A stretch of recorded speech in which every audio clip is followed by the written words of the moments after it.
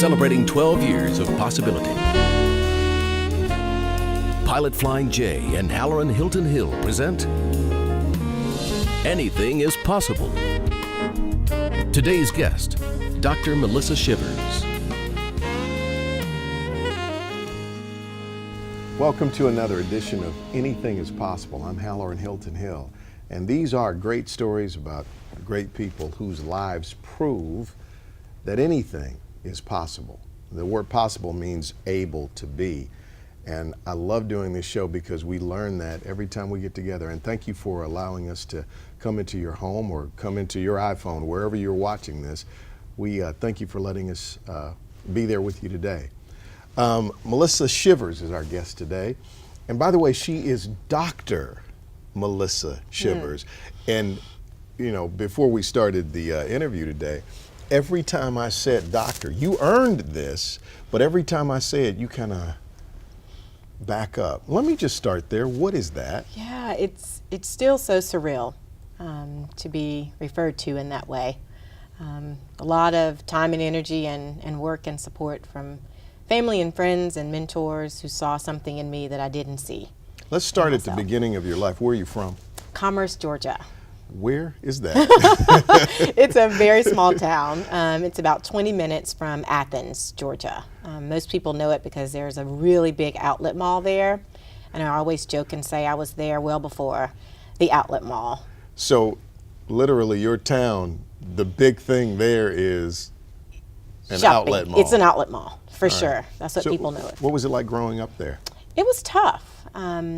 My sister and I grew up with my mom in a single parent home, and so she worked a lot. She worked 2 and 3 jobs at different times just to support us. And so we found ourselves really working hard to be good for her so that she didn't have to worry about what we were doing, be successful in school, really just as a point of making her proud. She'd given so much for us. When you're watching her work 2, 3 jobs, what's going through your young mind? I was afraid I was going to have to do that too. I was very concerned that my life would look very much the same. And she would always talk to us about why she was working 2 jobs. And it was because she wanted better for us. And I always said, I want to be able to work 1 job and make it better for her. And watching her inspired me, but it also made me very sad because I saw that she gave everything to us to make sure that we had a good life and sacrificed herself a great deal in the process. Where's your dad? He lives in Atlanta, Georgia. Where was he then? He was in Atlanta, Georgia. He left our family when I was 6. And so me and my sister grew up with my mom. We would see him sporadically during some summers, but certainly not consistent at all. Were you angry at all about that? Oh yeah, I was very angry, but angry because he left my mom to do everything. And then also angry because he wouldn't be very forthcoming about what he was doing, how he was doing it. I remember there were days when we would pack up our luggage because he said that he was coming to pick us up, and we would sit outside on the front porch and it would be dusk and still no him. Did your mother try to filter that though and shield you from that? Absolutely. And explain it away? Absolutely. He must have gotten busy. There's got to be a reason that he didn't make it today. But even as a young girl, you didn't buy it? Absolutely not. It happened too much. So based on that, did you make any decisions about your life and your relationships based on their relationship? What I didn't want to be and the type of relationship I did not want to have with a man. Which was? One who was absent, who wasn't honest. I knew that it would be important for me that whoever I dated didn't look anything like him. That was important for me. Like physically didn't look anything physically, like him? Emotionally, personality. You didn't want to feel that energy at all? Ever again. So I made some really difficult choices in terms of individuals that I would date, incredibly selective. And there were even times when I think I would focus on the one negative aspect that someone would bring to the table and magnify it times 10 because I was afraid it would grow into him. Well, we've got to continue this conversation because we've got to get you out of Commerce, Georgia. Yes, we do. This is Anything is Possible. My guest is Melissa Shivers. She is a PhD, and I'll tell you where when we come back. This is Anything is Possible.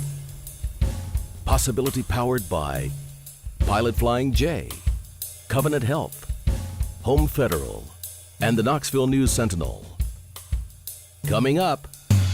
He saw something in me that I never knew was there. And even as I pursued a PhD, and now I work at the University of Tennessee, I'm still amazed by what he has done. Welcome back to Anything is Possible. This is Dr. Melissa Shivers. See, every time, because you can't believe it. I can't. You're like, I'm getting over on the world. I'm from Commerce, Georgia. Yes. Mama's working 2-3 jobs. I'm essentially in a community where young women like me get written off every day, all day. And you find a way to make it out. Thank you for being on the broadcast. Now, we were talking about your dad and him being absent and not having an explanation for the absence. You really did not like that, especially for your mother or you and your sister. And so you were determined to break that cycle. And she wanted you to break that cycle. Easier said than done. Absolutely. Absolutely. When you've seen certain behavior modeled, it's difficult to imagine something different. And so you look for role models. And so the Cosby Show was a great sort of introduction to what I thought a family should look like, for what a husband should be, for what siblings should be, for how a mother should be. And that was inspiring, particularly during that time when you didn't see a lot of African Americans on television, and certainly not whole families. That was sort of intact. Had anybody in your family been to college? No, it was just me. So how does your mother figure you're going to do what she didn't do? Well, you know, it was interesting. She just was determined to make sure that we had better and that we would do better. And that's what her working 2 jobs was about, was to allow us to serve on the cheerleading squad and in the beta club and anything else that we wanted to do. She wanted us to be positioned. To be able to do it. Absolutely. So she's working 3 jobs, though. She's also making sure that your shoe game is tight. Absolutely. Absolutely. She I understand was. this. Absolutely, she did. And, you know, there were times when I was a cheerleader since 4th grade, and I bet she probably attended 3 games from 4th grade to 12th grade. And primarily it's because she had to work. So you could do that. So that I could do that. So when it comes to going to college, that was a non-negotiable. That was going to happen, period, end of sentence, full stop. Absolutely. But how did you come to choose the college you attended, Georgia Southern? They sent a brochure in the mail, and it was a beautiful view book.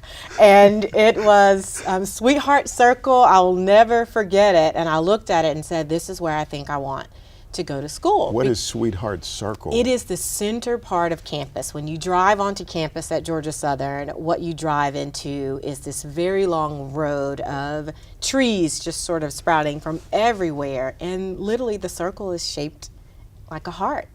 Are you saying like, oh, this is so cute? Yeah, this is beautiful. Wow, what a way to select a college. This was beautiful. Well, I didn't really recognize that until I went to orientation, because I chose to go there sight unseen, other than the view book. Wow. Absolutely. You were just getting out of Commerce. I was getting out of Commerce, and I didn't think a lot about what that was going to look like when I got out. I just knew the first step was getting out. How'd you pick a major? Oh, I knew I wanted to work in communications, broadcast journalism. So what happened at Georgia Southern? Everything happened. That's really where I figured out who I was outside of Commerce, Georgia. And I mean, what did you figure out? Yeah, who are you? Well, I figured out very quickly that I'm not just an African American girl. I am an African American female who was smart enough to be accepted into a university. That there were more aspects of my identity that I really wanted to focus on, and those were the things that made me happy. I loved connecting with people. I loved building relationships with individuals on my hall. I got really involved in theater there. I really enjoyed sort of this whole idea of being on stage and being able to be someone different. All of those are things I'd never been exposed to growing up in commerce. I like to say that there are a couple of things that motivate people. One would be villains, something you're running from. The other would be visions, something you're running to. So I'm noticing at Georgia Southern there was a shift. You made it out of Commerce, Georgia. You were running from being framed as that girl in that place with those relationships and that future. Absolutely. And now you get to a place where the sweetheart circle embraces you and gives you a platform for all of your interest. You start to discover your interest and discover who you are. And so now you start to move toward vision. Absolutely. But you are Dr. Melissa Shivers, right? Yes. This sounds like somebody that's going to get a job in Albany, Georgia at the little TV station. You'll do weekend sports. You'll get to cover Alabama. Somebody will see you on the sidelines. You'll make a demo tape. You'll send it to ESPN. You'll get a job there, not even working on camera. You'll be working research. Somebody won't show up. You'll get to fill in. Somebody will see you. How did you know that that was the story? Because I tried it. We're here, I'm here. So yeah, it didn't work out that great for me, but clearly it worked out well for you.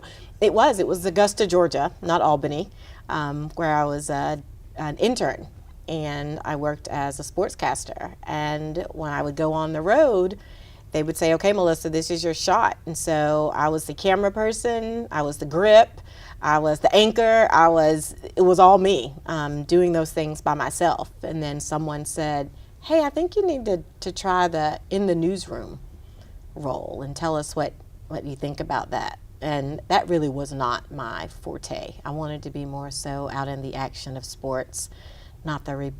Well, at some point you have to let this dream go and you have to connect with something else. And at some point in here, your heart has to get stomped on and broken. It did. Several times between undergrad and finally figuring out that I've got to make a career in something else and being told no, that sportscasting may not be it right now. So when you bottom out, what is it you grab hold of to kind of lift yourself up and redefine your life fundamentally? Because a broadcast career is much different than what you do now. Absolutely, it is. You know what I realized is that I had an education. I had an undergraduate degree. And that while that degree was focused on broadcast journalism, it was also a communication arts major, which to me meant that I could sort of move in and out of different positions and utilizing my talents and skills that I gained from being a broadcast journalism major in other ways. And so I started working in higher education as an admissions recruiter. And I was really excited about Sweetheart Circle. And so I went back and worked for my undergrad and was able to talk to students and parents about attending there. And that was sort of how I found my place in higher education, and then with talent search, and then with multicultural student life, and now 17 years later, I'm working as an administrator. I'm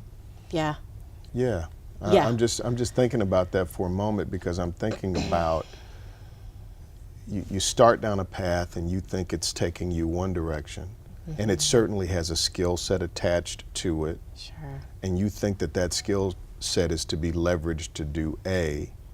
And then somewhere along the line, God disassembles the vision that you had, but he takes the same stuff and appropriates it a totally different way to give you more satisfaction than you would have chosen. Ever.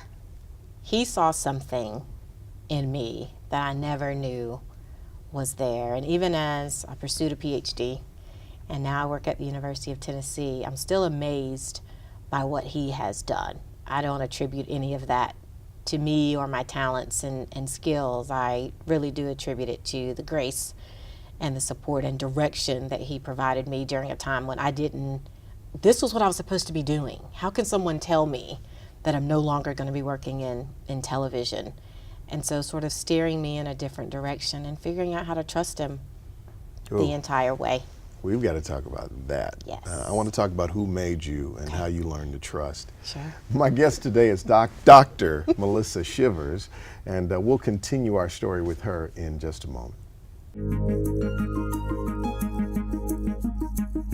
Coming up, For me, it's telling my story. Because sometimes I think when you're embarrassed by your story and your past, you have a tendency to keep it because you don't want to be embarrassed. You don't want people to know that other side of you. This week, our Home Federal Bank Community Spotlight is on Knoxville Habitat for Humanity. Did you know that since 1985, Knoxville Habitat for Humanity has helped more than 475 families achieve the dream of home ownership? To learn more, visit KnoxvilleHabitatForHumanity.com. Welcome back to Anything is Possible. I'm Haller in Hilton Hill. I love what I do because I get to meet great people like Dr. Melissa Shivers. So let's kind of work through your life. Who made you? Who were the people? Because you've mentioned this more than a couple of times. You said this person saw something in me that I didn't see. Mm-hmm. So they saw Dr. Shivers when you were nothing but Shivers. Absolutely. Well, first of all, it would certainly be my mom, just Right. for her to have the vision for me to go to college and that would give me the opportunity to do better. Right. And position me to be successful. I don't think she knew what success looked like. She just knew that commerce was not where She the knew what success better would looked happen. like. Yeah. Yes, absolutely. She knew what better looked like. But I think it was one of my mentors in college who said to me, "You've got to make a plan, and you've got to be serious about your plan. But you also have to let this story of defeat go." You've been living in this place of woe is me, life is hard, everyone owes me, look at what I went through. And you've got to change the story. And you've got to change the story to that of being empowered, of being able to empower and support others. And you've got to be able to demonstrate that by what you do with your life. And so I really went home and thought, I have no idea what to do with all that at all. I don't know that I'm positioned. I don't know what that means. But the piece about changing the story and not continuing to dwell on the negative was a life-changing point for me, because it challenged me to remember my past, but not stay stuck in my past, to have my past to inform my present, to not take for granted the amazing people and the opportunities that I get to have every day, because I'm very fortunate and blessed in that way of what I'm able to do. What was this mentor's name? Melanie McClellan. Yeah. So did she model this for you as well? Absolutely. Yeah. Well, she was the one who said, you need to get a master's in higher education. You can't just settle for a bachelor's. It's not what's going to work anymore to get you where you want to be. You're too talented. Wow. You're too smart. Now let's go get this master's. Isn't it great when somebody else wants you to be there Yes. before you even know how to want to be there? Absolutely. And that sympathy is never the fuel of success. Never. You Never. know, that's not what works. No. I tell people this all the time. Scars always have two stories. The one is of how you got hurt, and the other is how you got healed. Yes. And you go to have heart surgery, open heart surgery, and they always let you see Bob, who just had open heart surgery, and he shows you his scar as evidence Yes. that there's life after that, not to commiserate with you about how your scar is. Absolutely. So what have you learned about possibility, and what's the story you tell to that person that needs to change their story? What gave you your breakthrough? You know, for me, it's telling my story. Because sometimes I think when you're embarrassed by your story and your past, you have a tendency to keep it because you don't want to be embarrassed. You don't want people to know that other side of you.